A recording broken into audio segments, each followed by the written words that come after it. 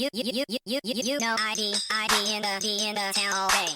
ID in the D in the SEA. ID in the D in the town all day. ID in the D in the SEA. Hello and welcome to episode 420 of the fabulous Peltoncast, sponsored by our friends at Pagliacci Pizza. I'm your co-host, Kevin Pelton. And I'm Tristan Carcino. And we're coming to you in different locations this week. I'm in Seattle, Washington, home of the first place Seattle Mariners. Wow, there it is. And I'm coming to you right in Washington, home of the Super Bowl 48 champion Seattle Seahawks. It is the 420 edition of the Peltoncast. And we're no longer doing a search for Seattle's best IPA, but I feel like this is the most opportune time to announce our search for Seattle's best dispensary. No? I think that might be another abandoned search. I suspect it is very timely, though, because HempFest came up on the Discord There today. we go. What were the odds of that happening on the same day as episode 420? All right, let's get into it. I don't know that we have a lot to get to, but let's get into it anyway. Starting with our toast this week. First up, a congratulations to Jewel Lloyd, named to the USA Olympic women's basketball roster for the second consecutive Olympics. Was alongside Storm teammates Sue Bird and Brianna Stewart, helping the USA win gold in Tokyo in 2021. Now it's just Jewel Lloyd because Neko Ogwumike is probably the greatest eligible player who has never played for the U.S. Olympic team for very complex political reasons. And then Skylar Diggins-Smith has been on in the past, but is not part of this particular go-round. You're just alluding to very complex political reasons on the Peltoncast? No. And then not getting into those complex political reasons? You thought I would just sit and let that one go by? This is not my necessarily area of expertise, but she did not make it in 2012 when, like Caitlin Clark, who did not make it this time, she was the rookie hot number one pick. 2016 was the year she unquestionably should have made it. Both her and her LA Sparks teammate Candace Parker, for various political reasons, were left off the team. What are these political reasons, though? That's what I don't understand. A lot of UConn players made the team, and Gino Auriemma coached it. I mean, that's basically it at the end of the day. I feel like describing that as like political is not exactly right. There's also like shoe company politics involved. I mean, I think that's the term, isn't it? It's like nepotism is basically, it's UConn nepotism that's happened. Where did Neko Ogwumike go? Stanford. And who's the coach now of the team? Of the women's national team? Yeah. Cheryl Reeve of the Lynx is now coaching the team. Okay. And then Neko tried to play for Nigeria in 2021, but the FIBA denied her request to switch her nationality. Why? You're generally not allowed to do it after you're cap tied to a team. There have been a few occasions where they have allowed it. They probably should have in this case. The goal should be to have the good players playing in the games. But you don't want like the transfer portal of nations necessarily. Why not? You'd rather have worse players playing? Give me a reason. Break that down for me. Literally, this is for because the whole entertainment is the purpose here. Let me just back this up for a second. The purpose is to represent your country. And if it's something country you don't really have any ties to, then that's not the case. And if you're just going because you were no longer good enough to make the U.S. team. Yes. But part of the entertainment factor of the Olympics is players who are from a small country who wouldn't normally have this opportunity. That is part of the entertainment factor. But realistically speaking, if you cap it a certain amount or something, that might be kind of fun. Which generally you are only allowed one naturalized player on your roster. I don't know how that would have affected NECA specifically. I don't know off the top of my head her citizenship for Nigeria. But in this particular case, given like how wrongfully she's been denied a spot on the U.S. Olympic team, they should have allowed her to change. And it was an opportunity to grow the game in Africa, which would have been good for everybody involved. So Neko Ogwumike has never played in the Olympics. What is our stance ridiculous on Gino Auriemma? Are we pro generally? Well, yeah. Okay. I mean, this is just one. Did coach two of the great players in Storm history, including Sue Bird. Very tight with him. So, and he doesn't unilaterally pick the U.S. Olympic team, or didn't when he was the coach. Who was on that team in 2016? Neko Ogwumike was in her prime.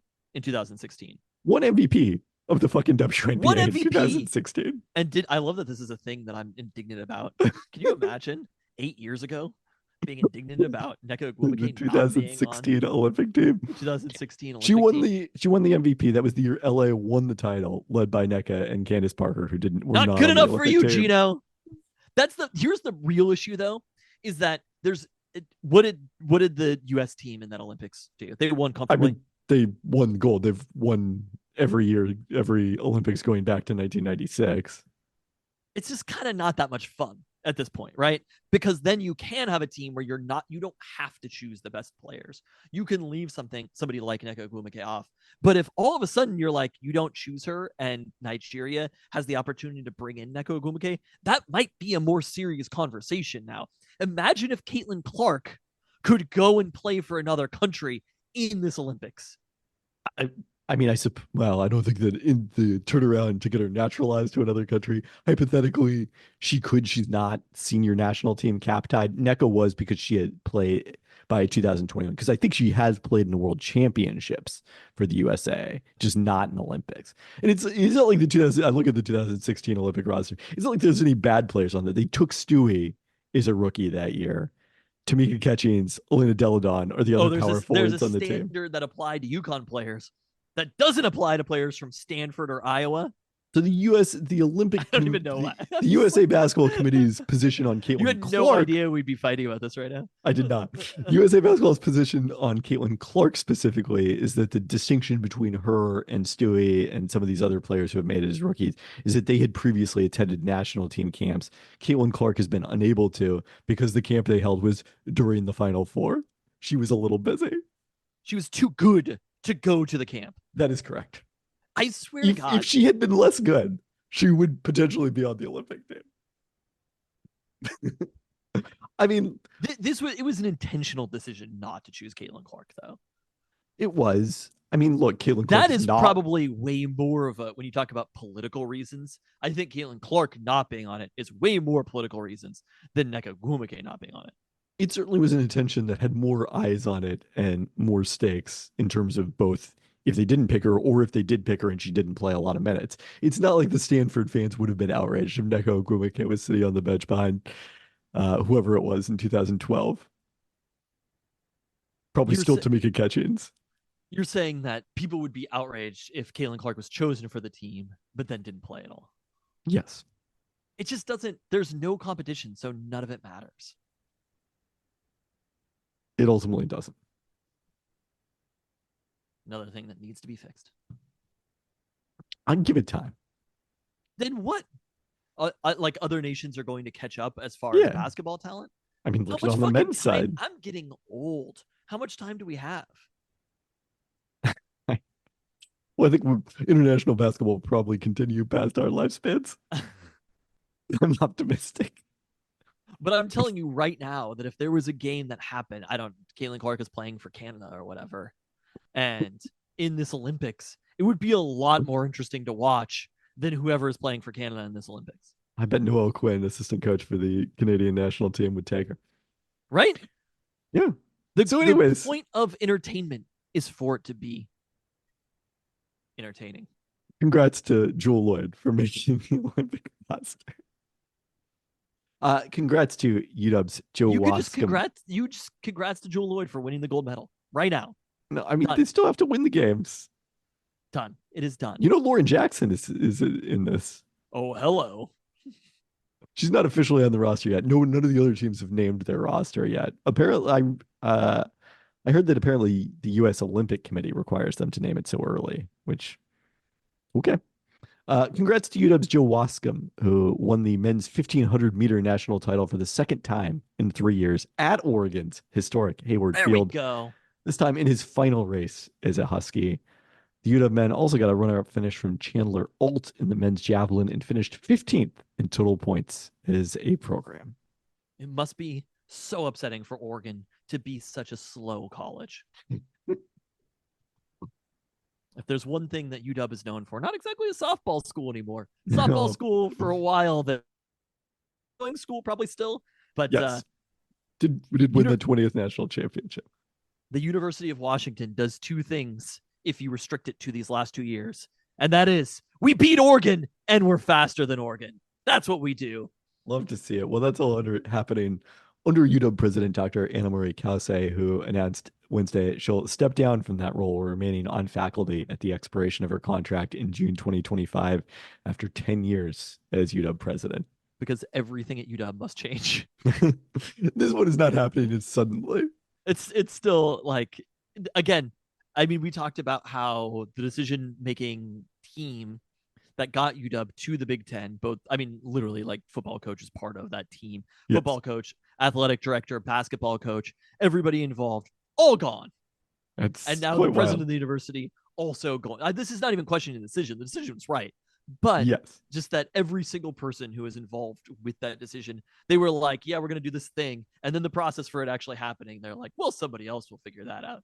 The Seattle Times story, I mean, she will at least make it to the Big Ten. She's going to be there for the first year of the Big Ten. All of the other people leveraged it into probably better jobs.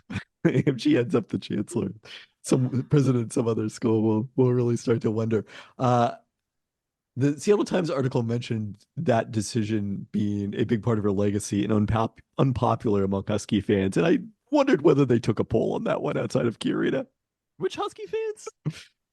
I bet there are a lot of, the newspaper reading demographic is probably a little older than the Husky fan base writ large. And I think there's a greater conservatism streak among the older fan base that may not be mirrored entirely by the very online Husky fans. All right, lastly, near to the date. July 1st. Are you going to be there at the UW Big Ten celebration? Is there a UW Big Ten celebration? I think Oklahoma and Texas are doing big celebrations of joining the SEC. Yes, no, they actually are. They're not doing big celebrations. They're the opposite of big celebrations. I know that Oklahoma is doing celebrations about joining, and it's just like, at some point you have to be like, this is just a conference, y'all. Like, that's kind of stupid. These are just the teams you play every year. I mean, for the record, it's the first full day of NBA free agency. So if there is an event, I will not be attending. I will be politely declining. But on that note, Oregon State baseball was eliminated from the NCAA tournament Sunday, the final competition for the legacy Pac-12. That's it. We're done. Now we're for real done. Although I guess there are still like, yeah. There may still be individual sport competitions. I don't know, but at least in the team sports, that's it.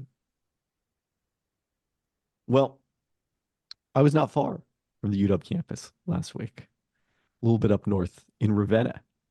As part of our search for Seattle's best cookie, which took me to a residential porch last Friday for the pickup from the cookie break. Your shocked face. I had no idea. This information. I had no idea that's where these cookies came from.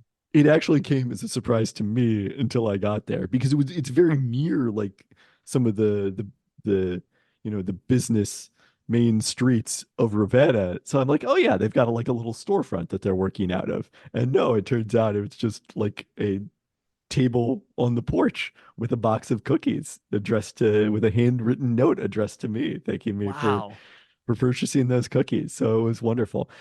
They described these as professionally homemade cookies, baked fresh daily, and home pickup is available Monday through Friday for the cookie break, along with occasional pop-ups at nearby Ravenna Brewing.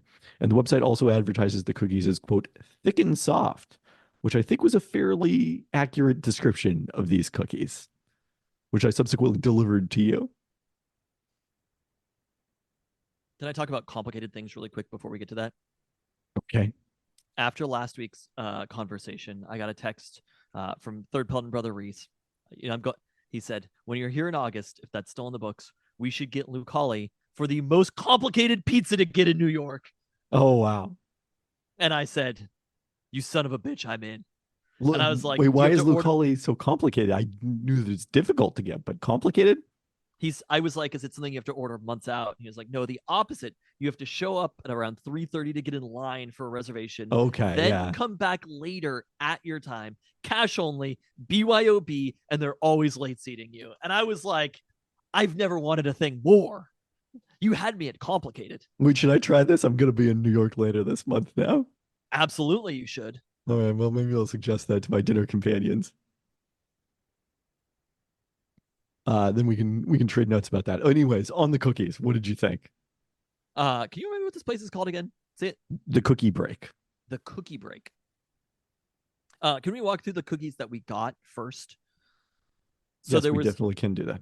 there was a traditional chocolate chip. Yes, the classic. There was, what was this one called? It was a sea salt chocolate chip with So that's known as the cousin. the cousin, because it's the cousin to the classic. Correct. So And that's also got a hint of oats. exactly. And then Take the I also classic and got, replace the chips with chunks of chocolate, a handful of oats, a splash of wheat flour, and a sprinkle of salt flakes on top is the cousin. and then I also had a black and white cookie. Technically known as the swirl, but yes, swirl. look to the cookie, Elaine. Look to the cookie. I don't know if we can reference that anymore. No, I think that's still in.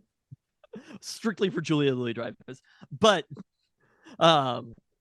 many people say that Veep was a better show overall. I'm people. Literally, watching TV. This is, again, unrelated. Watching TV while I sleep. I watched Veep, and then I got to the end of it, and I've already seen it before. This is happening in real time right now. I watched the entire show while sleeping. I got to the end, and then I ran it back again. Wow. That's how good it was. But weren't you sad to not see Sam Richardson at the start of it? No, it is like you kind of just wait. You're like, Richard Split's going to be here eventually. I also, in addition to that, got the brownie. I don't think I'm for brownie type cookies. It tasted a lot like a brownie. It had the consistency of a brownie. And it did kind of remind me like, oh, it turns out I like cookies more than I like brownies. Yeah, there you go. Okay, so because you brought these home. It was a beautiful day in Seattle, Washington on a Friday. Classic Seattle summer day, right? Right. It was like 70 degrees, sunny all day. It reminded you why you live in this godforsaken city for like 9 months a year. I drove over to the home of the Peltoncast, Boulevard Park, Washington. So you know I'm feeling good. I picked up these cookies from you. We did not speak. I grabbed the cookies. I got in the car. Reasons. Political reasons. Oh no. I got in the car. Neither of us went to Yukon. And I had both Huskies. But I got in the car. I did the cousin first because I knew what I was excited about. It was still a little bit melted, but it didn't feel like they'd cheated. I had a bite of it and I was like,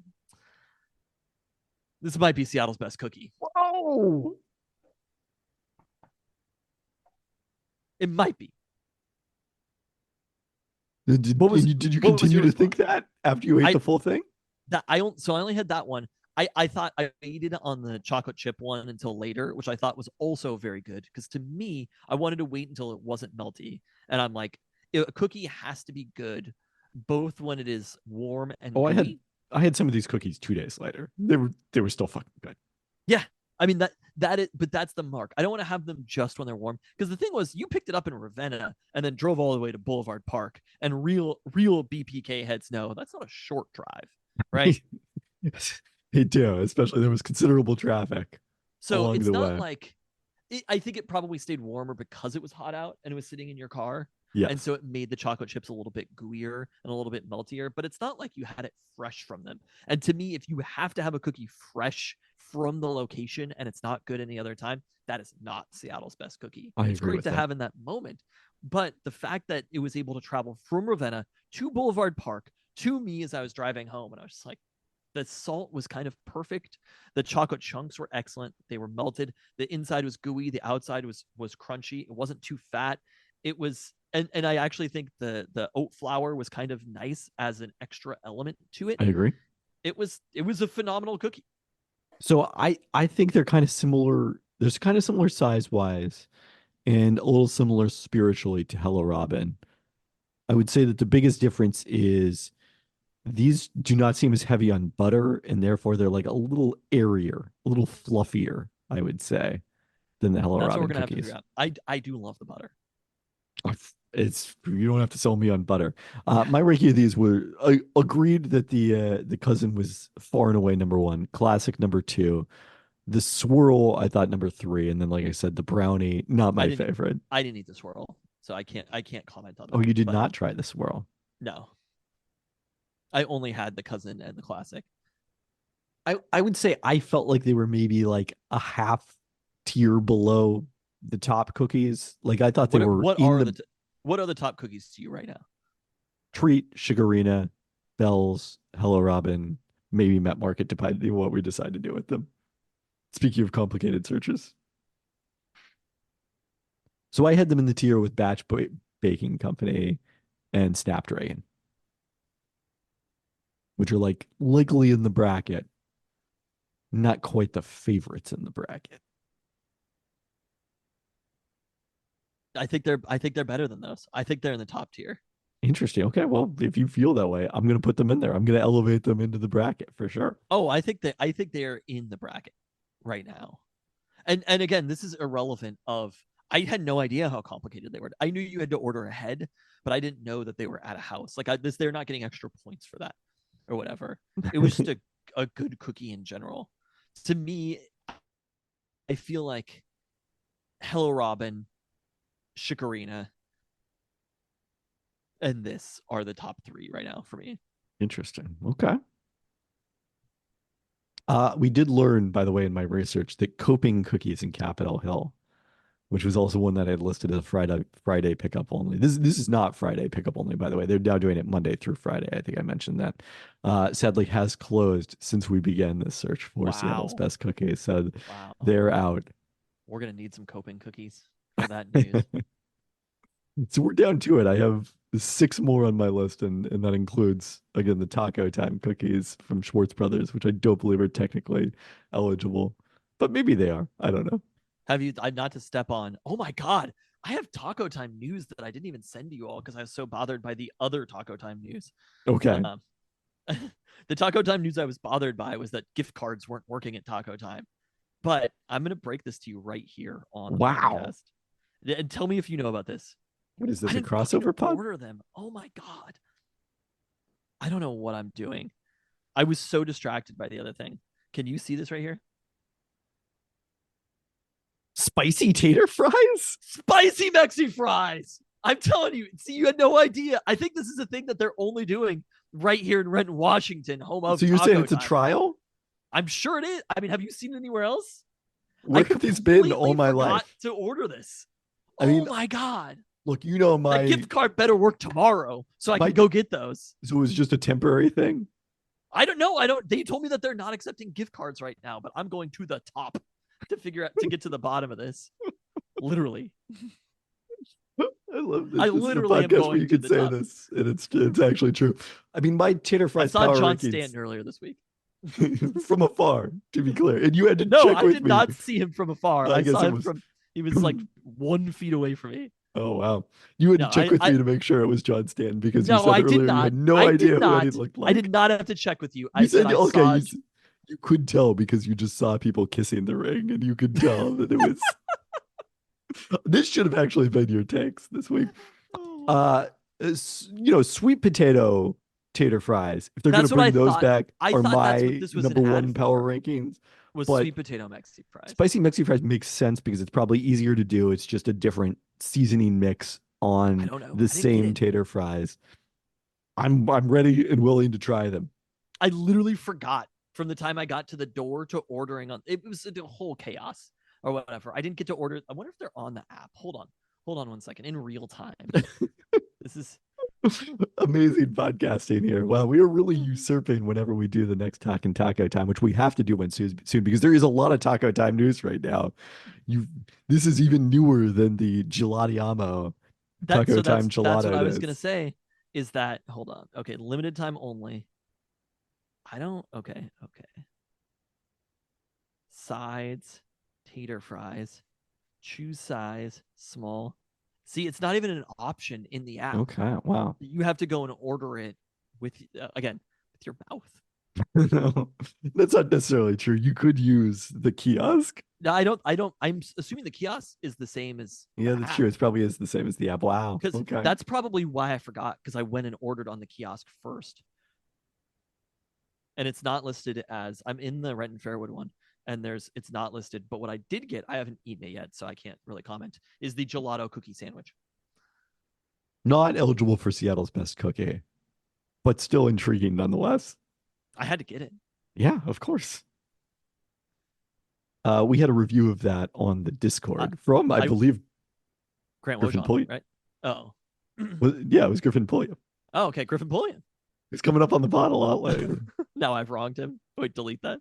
You I'm just not forgot who joking. it was. Actually delete it. No. Verdict pretty solid, not necessarily worth going out of your way for. So one Peltoncast P question mark, because I think people are still working through the Peltoncast P's, but I liked it well enough. They'll keep them in the freezer for app orders to avoid melting, so you'll have to flag someone to get them for you. Anyways, back to our search. They did not keep mine in the freezer. They just put it in the bag and stuck it out there. Well, no, but you were like order ahead. I didn't know I did. I went to the app when I was rejected with the gift card. I just sat down with the app and ordered. Well, if they knew you were right there, I think that. How did they know that? I guess they didn't. Okay, all right, fine. Different locations doing different things then. That's good intel, Griffin Pulliam. Yeah. So anyway, I straight up, I knew that was news to you because if it never got into the Talkin' Taco Time group chat, I was like, nobody knows this exists. We're out here breaking Talking Taco Time news on the Peltoncast. It's like boots on the ground type shit. You just have to be there. It is. That's old school journalism. I'm on the beat. The Fairwood Taco Time beat. What are we if not on the Taco Time beat? Oh Lord. We're taking this all the way to the top. Anyway, so we don't have a lot of room left in the bracket here. If we've already got 5 to 6 for sure in 2 others that are strong candidates. So the remaining cookies need to come strong or don't come at all, I guess. Anything else on cookies? Anything else on taco time? I did want to discuss Seattle food this week because I went to a couple of new places I wanted to talk about. Let's hear it. All right, first off, earlier this evening, I went to Shea Boggs, a Filipino spot in Beacon Hill that had seen about on Instagram for a period of time. I know that Musong was involved, the nearby was involved in kind of getting funding for their Can Kickstarter. You spell this for me? CHEBOGZ, Shea Boggs. Okay. So they were a food truck now operating a brick and mortar. You said that, and I thought it was like we're going to be drinking like 120 beers on yes, a flight. Yes, that's how you should remember it. Now operating a brick and mortar that's in front of the Beacon Hill light rail station, not far from the Tacos Chukis there. And last year, one of the best like the most exciting meals I had all year was chicken adobo at Ensenada in Everett on my way up to Woodby Island, and made it back there one time. But obviously Everett is a long ways away from the Peltoncast beloved South Side. That's so like outside of, if you were to make like one of those cartoon maps of the Peltoncast, Everett would not be listed. Everett it would cut off and it would just say Canada, and that would be where Everett's at. So the idea of getting good chicken adobo near inside the city of Seattle was very exciting to me. I thought their chicken was not probably quite as perfectly like cooked as the ensaymada, which like is fall apart like tender, but I thought their sauce was a little bit better and it was quite outstanding nonetheless. And my suggestion to you, if you the listener, make it down to Beacon Hill and go to Shea Boggs, get the ube milk cake and thank me later. Just wow, outstanding. All right, the other spot I hit this week was I just want to say I'm looking at the Yelp for this place and it looks amazing. Yeah, it is.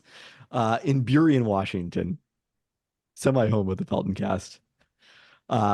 Fireside. I mean, we're like 50 feet. The ancestral home of the Peltoncast is like 50 feet from Burien. Is the most important 50 feet on the face of the earth. That's like Oregon's just a river away. We could still be in Boulevard Park and be within Burien if they had drawn the line slightly differently when they annexed. But they didn't. Okay. They didn't, and we know about it. So don't bring any of this Burien business here to me. Anyway, I will accept SeaTac more than I will accept Burien. Thank you. No. Did you ever go to school in Burien? Yes, as a matter of fact, I did. I went to school in Burien for 2 years. Went to Seahurst. This is before you remember, apparently. I kind of knew that deep down. I mean, you were like 5 probably at the time I stopped going to Seahurst. Look, some of us Valley View for life. We went there the whole time. So we have not done Top Chef updates this season. We gave up on those a couple of seasons ago after our guy Jackson from Seattle. There was a chef, Kalena, originally from Seattle on this year's season, among this year's chef testants, now working in Chicago.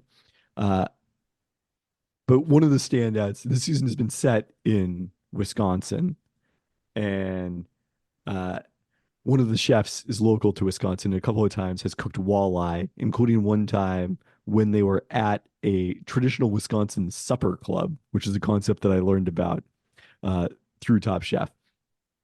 And this spot, Fireside in Burien, is it's not Wisconsin specific, but it's like upper Midwest, Chicago and north of that, basically Midwest. And it's like set up like a lodge basically, but with like mid-century modern decor. It's a very cool vibe inside. And one of the things they offer is Supper Club walleye. So went there on Monday night, ordered that naturally, tried it, was quite good. Outstanding vibe. So recommend that if you're in the Burien area. I pulled this up and I was like, I feel like I don't miss drinking any particular alcohols. And then I saw the Malort on there and I was like, damn. Oh, gee, the Malort is what you miss drinking? That's number one. Or literally number one with a bullet. That's the phrase, right? our waitress had a Malort t-shirt on that said something along the lines of "Tonight's the night you fight your dad." So that definitely added to the vibes. Oh, Malort. So there you go. There's a couple of spots to mention. All right, it's time for. This also, I'm not gonna lie, this looks pretty great too. Yeah. Have you ever drank Malort? I don't think I did any of the times You I've been never here. have? I don't think so. You don't understand. I had the Founders Lager that was on tap there. That was Great. my Midwest drink. Who cares? That's just beer. I'm telling you, Malort is the most important drink in the universe. Wow, in the universe. Yes. More than water. Oh, that got a spit take out of you. More than water. Our rankings: 1 Malort, 2 water. All right, our NBA Seattle update. We've got some more on the expansion front from Adam Silver at his annual NBA Finals press conference. Here's the question he was asked. You said repeatedly that the league will begin expansion process shortly after the media deals are done, and there are some very deep-pocketed billionaires ready to buy in. I'm wondering where the timeline is on that and how the league is evaluating it. After making a joke about the media deals not being done, Adam Silver said, in all seriously, according to the transcript, I meant what I said. We do need to finish up. I think I said a few years ago, collective bargaining agreement, new media deals, then we would turn to expansion. So we got part 1 done clearly, and thank you to the Players Association. We're very happy, I think both sides are, with our collective bargaining agreement. Media deals, it's been a long process. It's ongoing, and we hope to wrap it up in the relative near term, and then we will turn to expansion. But by turning to expansion, it doesn't mean we're going to announce that now we're ready to add teams. It means that there will be a committee of NBA governors that will focus on it. There are clearly markets out there that are very interested and will run through a process. But I actually am looking forward to that. I think that the league, it's not preordained that we will expand this time, but I know there's an enormous amount of interest out there. And to me, yes, there are wealthy individuals, institutions that would like to invest and buy NBA teams, but I think it's on the league to look holistically because there's dilution, of course. Let's say we expand by 2 teams. What does that mean for talent? I feel great about where the talent is right now in the league, but those players have to come from somewhere. If you add 2 teams, how does it work geographically? What will it mean for growing the game? At some point, we'd like to look outside the United States in addition to Canada. This may not be the right moment to do that, but I'm thinking long-term as well. I'm actually very excited about turning to that process, but first we've just got to be finished with the media deals. Okay, so that was a lot of words. It was. I feel like he got a lot of words out, but what do those words mean? I mean, I think it was turning down the dial a little bit on the idea that expansion is a fait accompli, that there is a decision to be made about whether to expand. The way that he answered that question made it sound to me, and this was the thing I was curious about, like there will be a committee to consider expansion locations, and one of the possible outcomes will be no expansion locations, as opposed to a committee to decide whether or not to expand, and then a second committee to look at locations, if that makes sense. It sounds like those processes will run concurrently.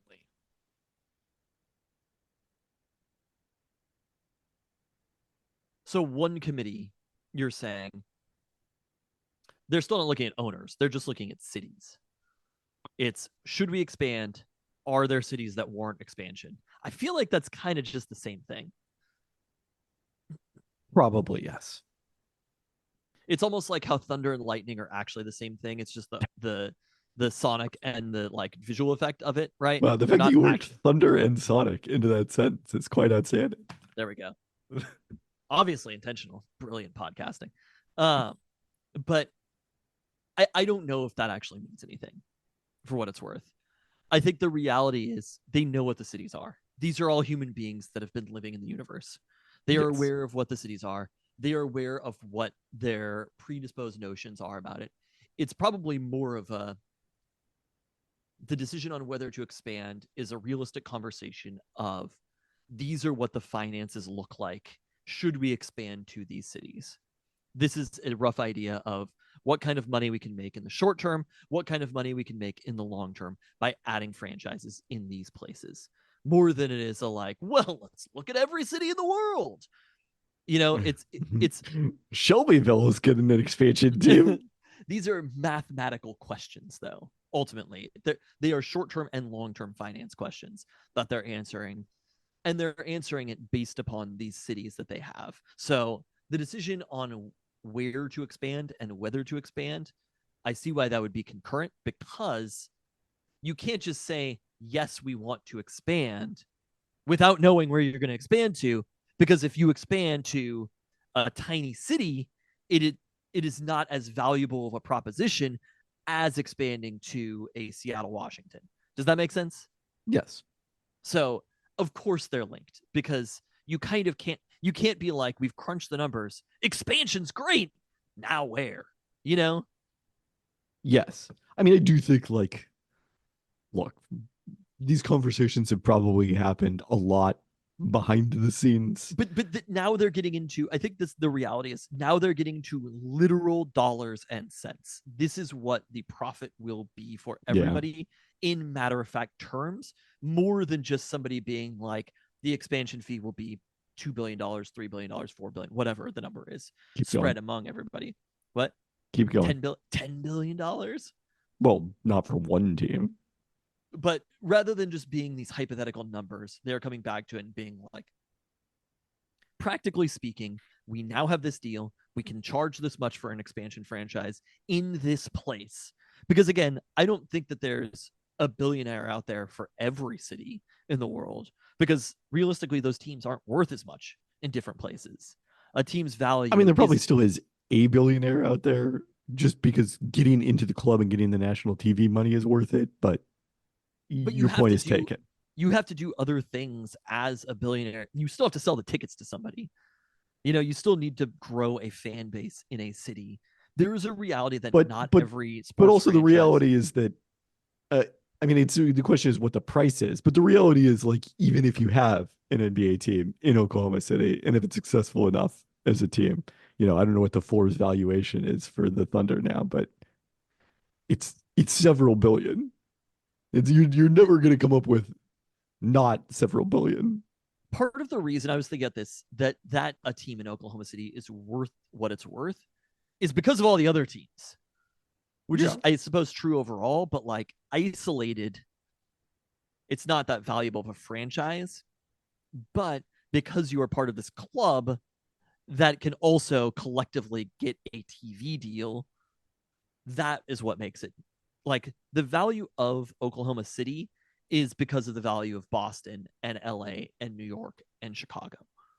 Yes. So I don't know if I agree that it's the same, because those numbers can get higher Also, those teams that are making more can one day decide that they don't want to be sharing the profits with a team like that. They need that because you have to play somebody and you can't only have teams in major cities. But like if you were to redraw the map, which people could, the same conversation with conference realignment. If you were to redraw the map one day, all of a sudden Oklahoma City's not on the map. It's a lot harder to redraw the map in the NBA than it is in conference realignment. Well, I mean, I don't know. There's not another conference for them to go play in. All right. Well, there's the update. All right. We'll see when those media deals get announced as completed. Is this should we take anything from this, positive or negative, or is it literally just information? It's again not quite as it's the most that he's been explicit about. We might not expand, but I still feel like you're probably only undertaking that process if you think it is very likely that you will expand. I agree. The second you start the committee, the second that you make the committee, a committee for expansion almost never ends at no expansion. If you're a committee to do something, usually you want to do something. Yes, there's an action bias. Unless it's going to cost you money, which it's not. It will not cost them money. I mean, it will in the long term, but in the short term, it'll make them a tremendous amount of money. Yes. All right, with that, it's time for your favorite segment. Don't burn yourself. We got Mariners hot takes coming at you. The Mariners are sitting at an absolutely impressive 10 games above 500. And all too good for Jerry DiPoto, 570 win percentage. 7 games up in the AL West on a 4-game win streak. And you know what that makes me feel. Absolutely nothing. Because with great or good success comes great responsibility. And right now, the Mariners have been handed, by being just slightly above average, an incredible opportunity. With every one-run win versus the worst team in baseball, the Mariners' playoff odds tick up and up. But if we're being honest with ourselves, is this roster the one that helps them compete with the Yankees or the Orioles or the Phillies or the Dodgers for that matter? Absolutely not.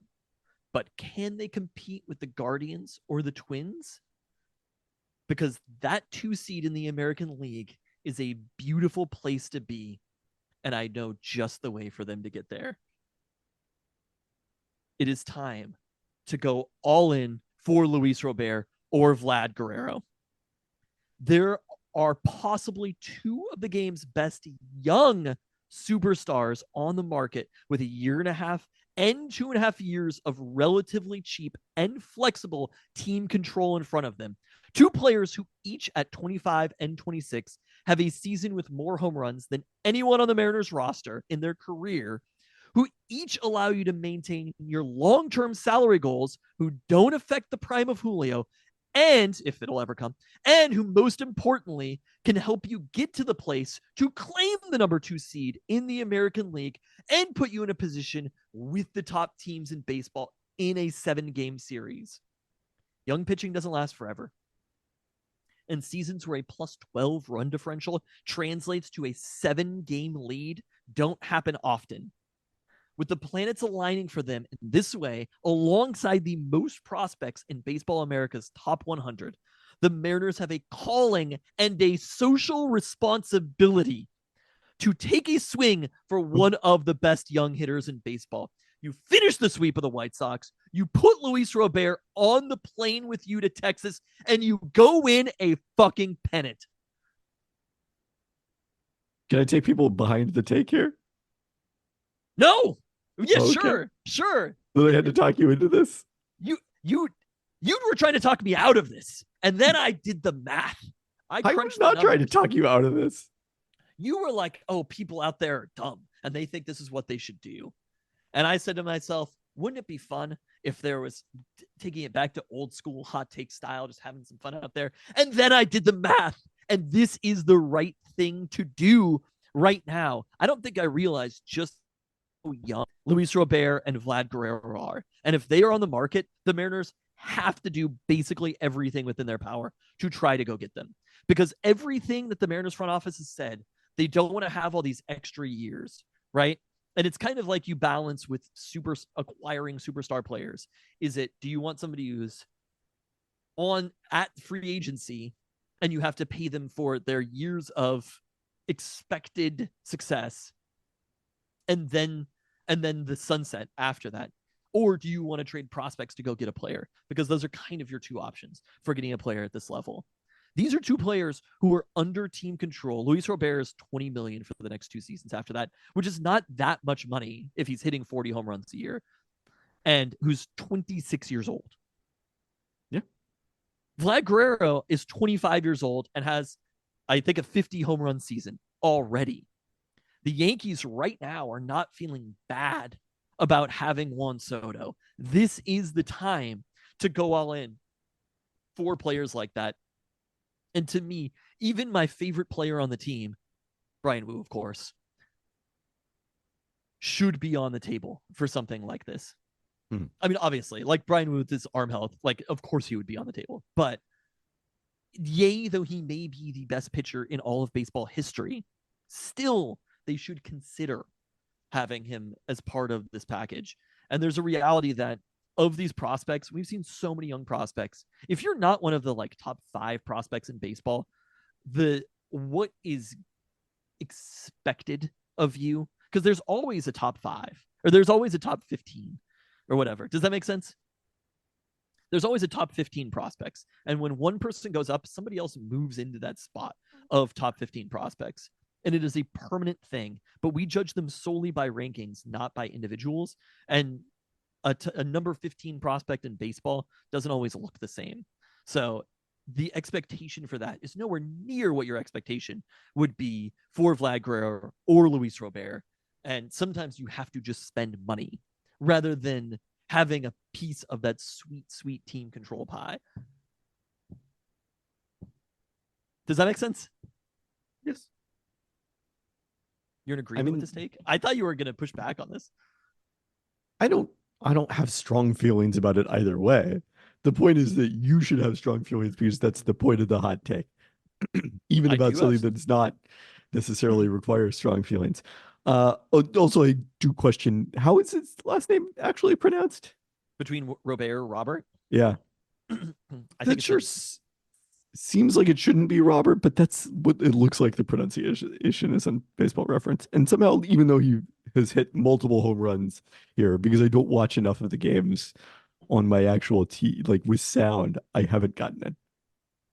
Oh no, it's pronounced Robert, but okay, it's pronounced Robert. Those two things are contradictory.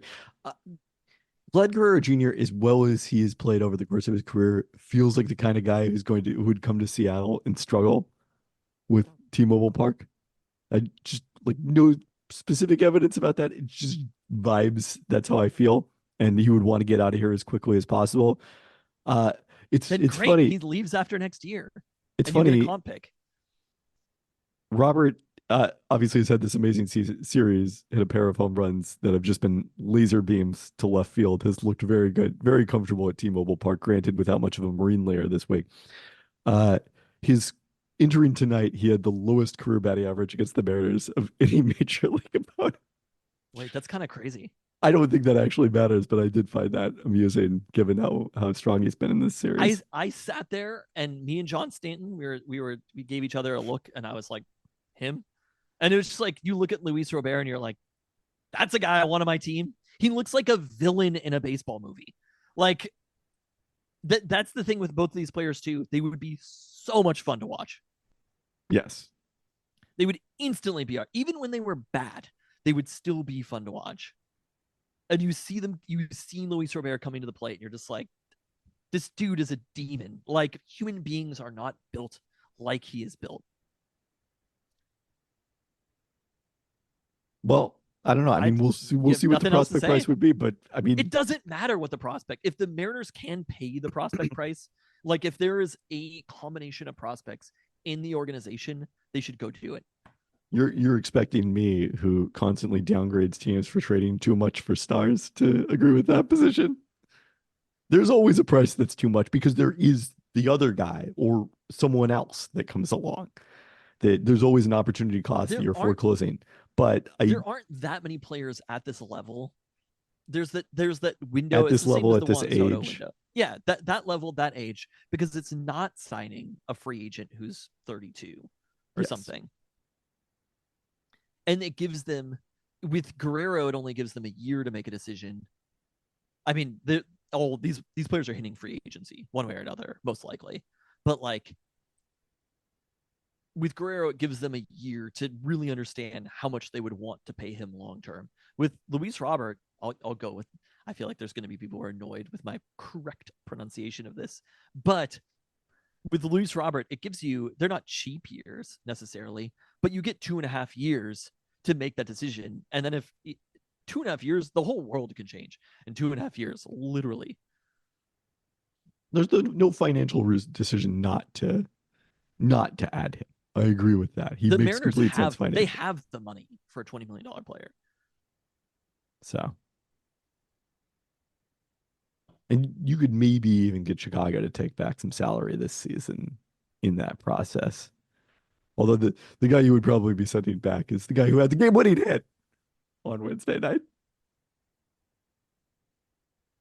It was Bichaniger. I want them all.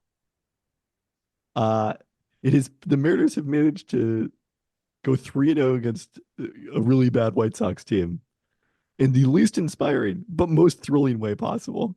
And do you have any other takeaways from attending the game on Monday night? Being on screen as captured on the Discord. Oh wait, were people talking about that? I didn't even see that. Was that Noah, you or somebody else? No, Noah screen capped that. I was at Fireside. I was not seeing any of this. Oh, I kind of want to see this. I tuned in just in time as he asked why Leo Messi was at the game. So if you want to search for Leo Messi in the Discord, really funny. you can check it out. When you're that close, you have to be like just look normal the whole time. Oh because wow! if you do something crazy, it's going to be captured. What would you be doing that was going to look so bad? I mean, I'm on know. camera a lot of the times in games. I'm not that worried about it. In classic ESPN writer Kevin Pelton fashion, I tuned in just in time for Cal Raleigh's walk-off grand slam. That's when I came into this one. Why is Leo Messi at the game? You period at the screen is quite amusing. He didn't like highlight where I was sitting. No, but you can tell. You can tell.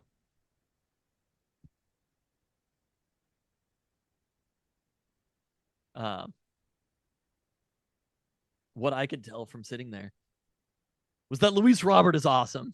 Okay, good. Good. It's very funny how many walk-off grand slams the Mariners have had in history. I was trying to remember after, like, I was like, I feel like that has to be the first, or there would have been an ancient one, but I think there were 11 or something like that. It was a truly shocking number. Yes. There was one, I think it was the Richie Sexson one, where I was 10th was the official number. I kind of remember that one. But most of the walk-off grand slams happened while the Mariners were playing truly, or like they were a lot in the 80s. And then I was going to say playing truly uninteresting baseball, which was the entire last 2 decades of Mariners baseball. This July 17th against Detroit, Tino Martinez, that wasn't the Get Out the Rye Red was at Cleveland, I'm pretty sure, right? Might have also been Tino Martinez. When he first coined the term? Yeah, when Nias first hit Get Out the Rye Red. It wasn't Edgar Martinez? Maybe it was, but I don't know. I distinctly remember it being Cleveland in 95. Oh, and the Taylor Saucedo, the hype video with Taylor Saucedo, it's phenomenal. That's my other takeaway. I hadn't seen that yet. You didn't even know the video existed. No, I was mad at myself for not knowing it existed. As you should be. That's how you know you haven't been on the internet enough. All right, it was definitely it was a Sunday game in Cleveland, so it must have been the Sunday, July 9th. Box score here. What year? 93? Mariners scored 4 in the 7th. So that would have to be it. No, I guess this wasn't it, because that was a 3-run homer. Oh no, here we are. Yeah, it was Tino Martinez in the 7th inning, grand Tino, slam. all right. Yeah, off Bud Black. Oh, hello. Future manager Bud Black. Right? Didn't he pick up his like 1,000th win or something? He sure did. Yes, back when he was a loogie, Bud Black. All right, some Mariners injury updates. Brian Wu was scratched from his scheduled start on Tuesday, with Jonathan Diaz coming up from AAA to start in his place. Solid 5 1/3, no decision, as the Mariners came from behind, as they of course did in that one. On Wednesday, Scott Service said that Wu's MRI came back perfectly clean, and he's expected to make his next start, which is good news under the circumstances. Ty France has been on the injured list with a hairline fracture in his left heel, suffered heroically, setting the Mariners record with his 90th career hit by pitch. The graphic, I saved the graphic, the hit by pitch graphic. Oh, good. Oh, it's phenomenal stuff. That'll come in handy someday. Tyler Locklear was called up from AAA to replace him, had an RBI double in his MLB debut on Sunday. You saw him get an RBI on Monday, right? Nope. Oh, okay. You got a hit on Monday, right? Yep. Broken bat, bloop single. Latest update shouldn't be much longer than 10 days for France. Jorge Polanco likely set for a rehab assignment later this week, assuming testing his hamstring goes well. Andres Munoz is not on the injured list, but has only pitched one game since that collision at the plate last week. Sunday in Kansas City, pitched a scoreless inning in the 8th before the Mariners gave up a run in the 9th. The night that he has been pretty shaky lately, but it's all worked out lately. Stanek has been okay. Stanek was on the mound in Kansas City when they got walked off, right? That might be right. I believe that was the case. Yeah, I think he was. But I've been generally okay with Stanek. Oh, yeah. I mean, he's done a good job overall. Look, the Mariners may be good at finding relievers off the scrap heap. This is asking a lot of them. Like, I was going through deep in the scrap. I was going through and looking at it, and like of their top 4 innings pitched last season in the bullpen, Justin Topa is injured. Not for the Mariners, but he is injured. And then all 3 that are still with the Mariners, Munoz, hopefully it's not long term, but it's him, Spire, and then Matt Brash. So a lot of injuries in the bullpen. I was thinking of the Seawald trade though. And just like the Diamondbacks got to the World Series, Seawald was there. But considering just how good Rojas has been, it was quite a swindling for the Mariners that they got their number 2 hitter in that deal for a closer at the deadline. Just like they're currently starting 3 players from that deal on a regular basis. Wait, who else? I thought it was just Ryan Bliss. Oh, Ryan Bliss was part of the deal too. He was part of the deal. My boy, Ryan Bliss. Wow, that's what I was saying. With all these players coming back, I'm like, I like too many players on the team now. It's true. He was a second round pick by the Diamondbacks. Guess we did not spend enough time on Ryan Bliss because we were so excited about Don Canzone. I mean, that's a freaking deal right there. I agree. No, Ryan Bliss is great. A little bit of pop. Like, how old is he? He's a little bit older, right? 26, 20, 24? I mean, I don't know. That was a hell of a deal. I agree. But also Tyler Locklear having the most Seahawks name of all time. When people are like Tyler Lockett, and I'm like, some of us here remember Sean Locklear. Wow. You're really going with the deep cut. It did occur to me when you mentioned most Seahawks name of all time, yes. And he's great. Yeah. All right, let's get into a roundup, starting with our Calder Cup playoffs update. Coachella Valley completed a gentleman's sweep over the Milwaukee Admirals in the Western Conference Final with a 5-1 win Saturday in Milwaukee. The Firebirds then awaited the winner of the Eastern Conference Final between Cleveland and Hershey, which was decided with Wednesday's Game 7 in Hershey, won by the home Bears 3-2 in overtime. Now, obviously, you remember that last year the Hershey Bears beat the Firebirds 4-3 in the Calder Cup final. After that time, Coachella Valley needed 6 games to get past Milwaukee. So it's the exact same path through the Western Conference Final in Calder Cup final for the Coachella Valley Firebirds as they look to avenge their loss against the hated Hershey Bears. Wasn't there something about like people in Palm Desert not eating Hershey? Wasn't that a story during the finals last year? I'm gonna have to look that up. Coachella Valley bans Hershey's, something like that. I'm for it. Yes, here we are. In June 2023, the Firebirds asked fans to boycott chocolate in There we support of their go. series against the Hershey Bears. I don't know if the fans did that. The team asked them to. I don't. Well, chocolate wasn't technically banned. Fans could still buy it at Firebirds home games. Capitalism always wins. Uh, If there's one winner in all of this, it's capitalism. wow. Congrats to capitalism. Toast to capitalism, Undefeated. but not actually. All right, Seattle Sounders. Oof. They scored first through Jordan Morris in the 12th minute Saturday in Kansas City, which, by the way, we talked about how both soccer teams were in Kansas City. Somehow I did not connect that the Mariners were also in Kansas City at the same time. Kansas City was the nexus of Seattle sports last weekend. Kansas City equalized 7 minutes after that Jordan Morris score, and then the game turned when Reed Baker Whiting received a second yellow in the 73rd minute, leaving the Sounders down a man. Sporting Kansas City capitalized with the winning goal in the 85th minute. Neither team like they've generated even Had a one lot X of goal. players get red cards this season. It is, I believe, the third game that they have lost this season shorthanded. I think they've lost all of them. Sounders still 10th in the West now, 3 points behind the Portland Timbers for the last playoff spot. They'll host third place Minnesota United on Saturday, when the Sounders will be celebrating the inaugural 1974 NASL squad as the first inductee in the new Eternal Sounders Circle of Legends. There we go. I'm going to be there. Oh, are you? Yeah. Wow. You're just at all sorts of sporty events now. It'd make more sense for Messi to be at a soccer game. True. Seattle Reign FC, no more fortunate in Kansas City as they lost 5-2. Kansas City was a house of horrors for Seattle sports teams. Mariners got the win on Sunday in extras. That was all.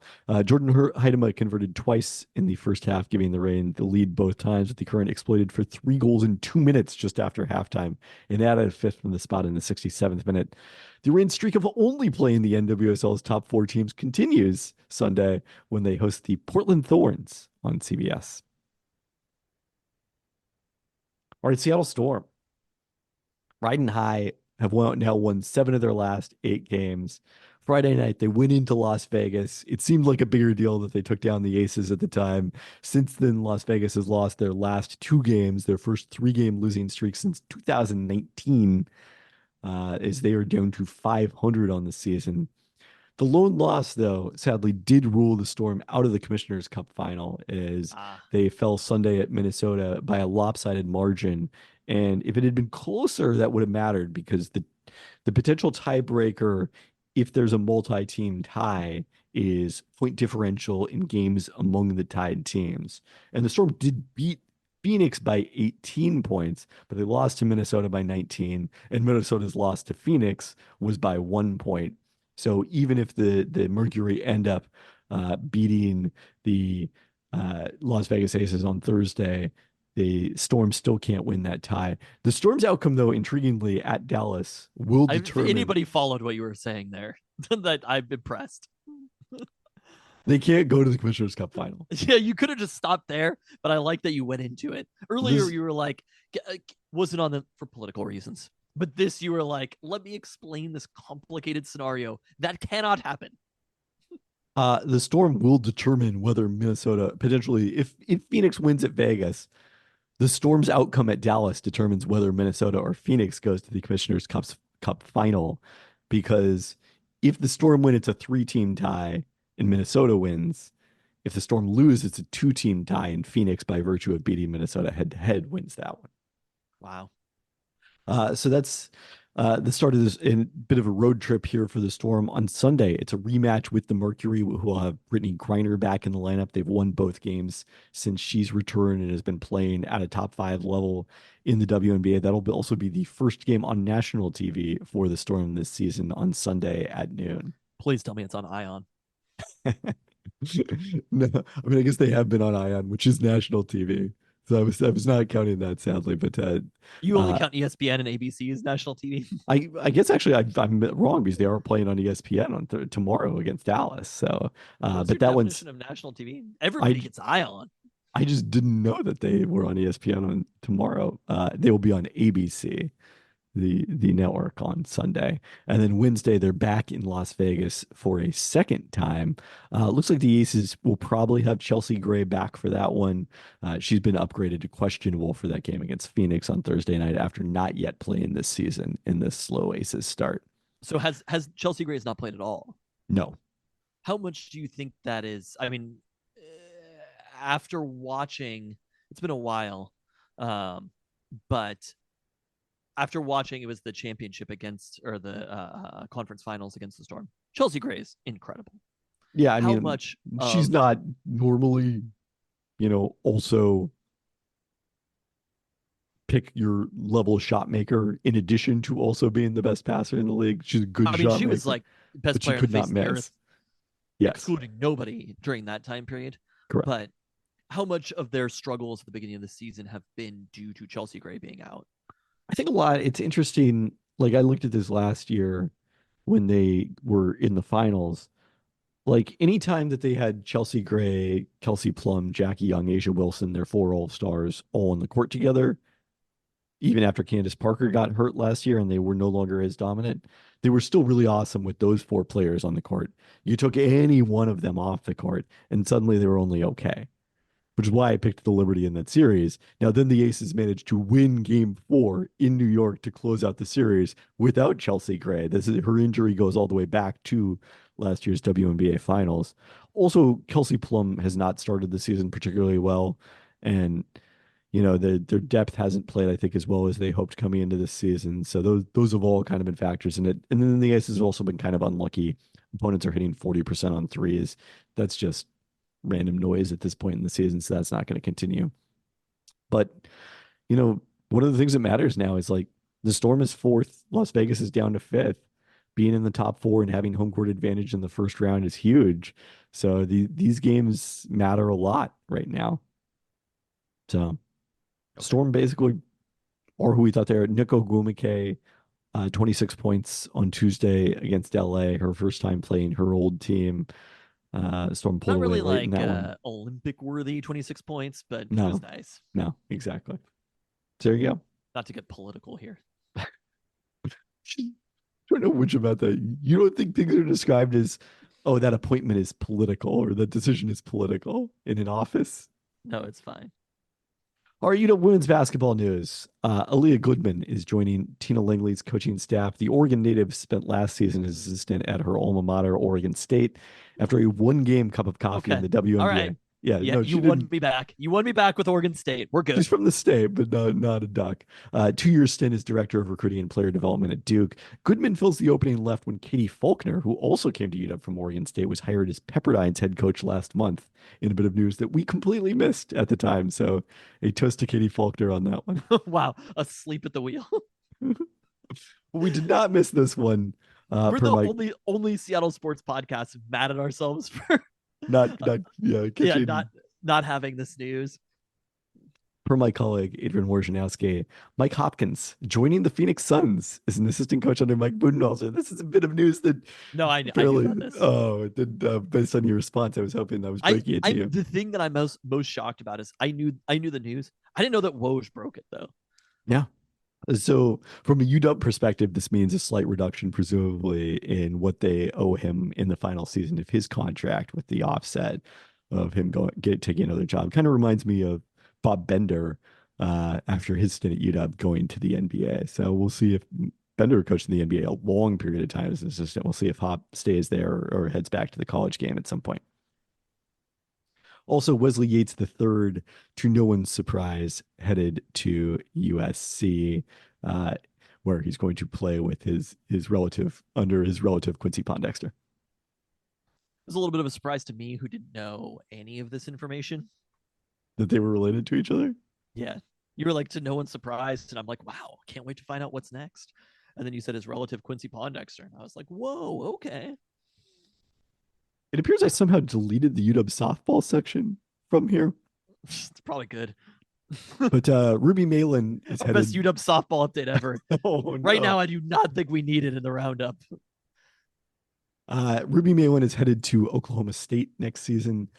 Huskies do now have a pitcher Okay. They have pitcher on the roster, and that's Matty Balk, a transfer from Florida State who was a top 20 recruit per extra innings in the 2023 class, but made just 3 starts during her 2 years at Florida State. They also added a shortstop transfer, Riley Peshek from Montana. So some players are playing for UW, just not players Right. from last year's UW roster. Yikes. Yeah, stick with the deleting of that one. All right, lastly, this week, for the first time in a while, we have some Seahawks news to discuss. There we go. As they wrap up their offseason program with a mandatory mini camp. They signed PJ Walker as a third quarterback on the roster ahead of that mini camp. The Temple product spent 3 years in the Colts practice squad before reconnecting with his college coach, Matt Rule, in Carolina. Played 9 games over his first 2 seasons with the Panthers, starting 2 before starting a career high 5 games in 2022. He joined the Browns last year, started a pair of games, including the 24-20 Seahawks win on October 29th, where he went 15 of 31 for 248 yards with a pair of interceptions at Lumen Field, also running for 27 yards in that game. Walker has never posted a QBR better than 25 in a season, but brings a lot of experience to that third spot on the roster. And also, love PJ Walker. Come on. Yeah, I mean, he's just someone who's been in the mix for a long period of time. Oh, yeah. He's a Fun to great watch. third quarterback. Seahawks also had wide receiver Robbie Chosen participating in the minicamp on a tryout basis. You may There we remember go. him as Robbie Anderson during his longtime career in Carolina. Chosen played 9 games last season with Miami, finishing with just 4 catches for 126 yards and turned 31 in May. So probably fully in the Terrell Owens on the Seahawks stage of his career. We'll see. I mean, it's fine to add some veteran depth at this point of the season. Somebody who could possibly hang around. Maybe he's in camp now, and if you need him later on, he'll already be accustomed to things. Know the system a little bit, yeah. Yeah. Although a spot I think where they have a pretty decent amount of depth at wide receiver after the addition of Laviska Shenault Jr. All right. Well, there we go. I'm looking at the Dix Cup, and they have it animated with all the places that they have locations. And Do they have Everett on there? They do not. They go. Is Edmonds their farthest north location? Edmonds, yes, Edmonds, and then Lake City. That's what I'm noting on here. Is this the same as the Peltoncast map? Basically, it goes from. Does the Peltoncast map get to Edmonds? I don't know. I think maybe, yeah. I think Edmonds to Federal Way. I feel like Tacoma though. Maybe we're like. I'm a little bit more down to include Tacoma on the Peltoncast map. It's also offensive that it lists Renton on here, even though there is notably not a Dix location in Renton, Washington. Wow. Thank you. Wow. The Kent one is the one in Midway. Yes. Kent is literally like, I'm like 5 minutes from Kent, and Midway is the farthest place on the face of the earth from me. That's not true. It's farther Ravenna is the farther than farthest place. Also, there's a hydroplane on the cup. Oh, nice. Yeah, no, this is very build. Anyway, that's the Peltoncast map. By the way, did you notice Bill Belichick was at the Celtics game the other night wearing a UW shirt again? Really? It's possible he only wears UW apparel at this point. No, there was another college that he was wearing. Was there? I think maybe it was Northwestern. There was another college specifically that he was wearing the apparel of that wasn't UW. Where does Dad coach? I was a little offended. But no, I did not know that he was wearing UW shirt. I mean, it can't be a bad thing having Bill Belichick in the building. We have no Husky football updates at all. Didn't really have anything this week. No, they added a 3-star recruit for 2025. I'm just not there. Yeah, that doesn't rise to breaking news. They'll probably transfer. Look, if he might pitch for UW softball next year, then it would be notable. that's you get mentioned. Yeah, shortstop from Montana. Yes. The hated Hershey Bears. Freshman season. He's the top-ranked middle infielder at some point in the softball transfer portal rankings that I saw. Great Osibor started at Montana State. Yes. It Okay. definitely wasn't Montana. Okay. Well, You said that as if just him. It wasn't Danny Sprinkle was there. I know, but like transferring to UW. Well, Yeah. uh, So Yeah. there you go. And depending how serious you are about this Coachella Ice Firebirds thing, no Hershey's chocolate for the next week. and on that Well, note, thanks for listening. thanks.